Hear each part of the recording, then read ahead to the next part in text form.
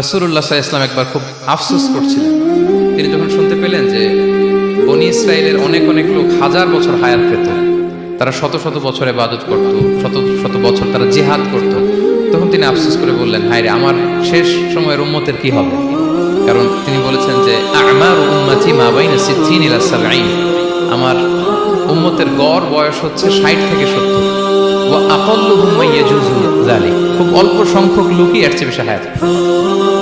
রাসূল সাল্লাল্লাহু আলাইহি ওয়াসাল্লাম যখন দেখলেন যে শত শত বছর হায়াত পেয়েছে বনী ইসরাইলের লোকেরা, বনী ইসরাইলের ওরা শত শত বছর জিহাদ করেছে, তো আমার উম্মত তো 60 বছরে তার হায়াতই শেষ, 60 থেকে 70-এর মধ্যে তার জীবনই শেষ, তা আমার গুনাহগার উম্মতের কি হবে? রাসূল সাল্লাল্লাহু আলাইহি ওয়াসাল্লাম খুব আফসোস করছেন। রাসূলুল্লাহ সাল্লাল্লাহু আলাইহি ওয়াসাল্লামের এই চিন্তা, এই উদ্বিগ্নতা দূর করার জন্য আল্লাহ তাআলা সূরাতুল কদর নাযিল করলেন এবং বললেন যে ইন্না আনসালনাহু ফি লাইলাতিল কদর ওয়া মা আদরাকা মা লাইলাতুল কদর লাইলাতুল কদরি খায়রুম মিন আলফি শাহর। লাইলাতুল কদর, এই কদরের রাতটা হচ্ছে এমন রাত যেটা খায়রুম মিন আলফি শাহর, হাজার মাসের চেয়েও সেরা। 1000 মাস লাগাতার ইবাদত করলে যে সওয়াব, কদরের রাতে ইবাদত করলে এর সমান সওয়াব হবে নাকি? সমান হবে না। আল্লাহ তাআলা বলেছেন খায়রুম মিন আলফি শাহর, না, এর চেয়েও শ্রেষ্ঠ, এর চাইতেও বেশি।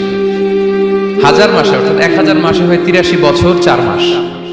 তো কদরের রাতে যদি আমরা ইবাদত করি তাহলে 83 বছর 4 মাস ইবাদত করলে যে সওয়াব, সে সওয়াব আল্লাহ তাআলা আমাদের আমলনামায় নসিব করবেন।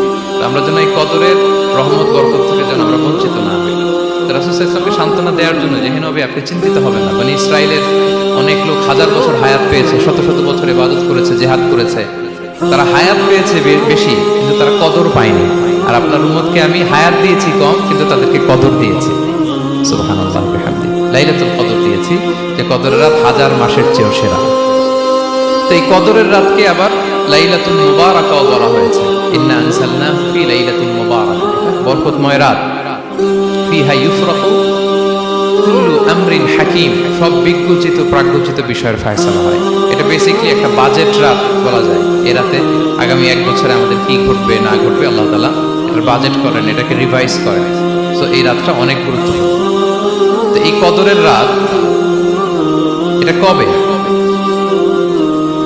এটা স্পেসিফিক ছিল, মানে সুনির্দিষ্ট ছিল। রাসূল সাল্লাল্লাহু আলাইহি ওয়াসাল্লাম আমাদেরকে জানাতে চেয়েছিলেন কবে, কিন্তু রাসূল সাল্লাল্লাহু আলাইহি ওয়াসাল্লাম জানাতে পারেননি। সহিহ বুখারীতে এসেছে যে রাসূল সাল্লাল্লাহু আলাইহি ওয়াসাল্লাম খরাজান নবী সাল্লাল্লাহু আলাইহি ওয়াসাল্লাম লিয়ুখবিরানা বিলাইলাতিল কদর। উবাদা ইবনে সামিত রাদিয়াল্লাহু তাআলা আনহু বলেন, রাসূল সাল্লাল্লাহু আলাইহি ওয়াসাল্লাম আমাদেরকে জানাতে বের হয়েছিলেন যে কবে কদরের রাতটা। ফাতালাহা রাজুলান মিনাল মুসলিমিন, হঠাৎ মুসলমানদের মধ্যে থেকে 2 জন ঝগড়া লাগলো, তর্ক লাগলো। রাসূল সাল্লাল্লাহু আলাইহি ওয়াসাল্লাম হঠাৎ করে ওই ঝগড়ার দিকে খেয়াল করলেন, ওইদিকে খেয়াল করে ওই তারিখটার কথা তিনি ভুলে গেলেন। ফারুফিআ, রাসূল সাল্লাল্লাহু আলাইহি ওয়াসাল্লাম বললেন, আমার হৃদয় থেকে, অন্তঃকরণ থেকে এটাকে উঠিয়ে নেওয়া হবে।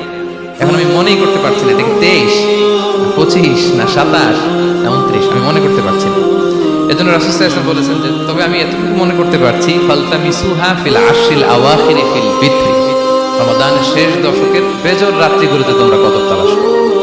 বেজর রাতে যদি তোমরা কদর তালাশ করো তাহলে এই কদর সুনিশ্চিতভাবে তোমরা পাবে।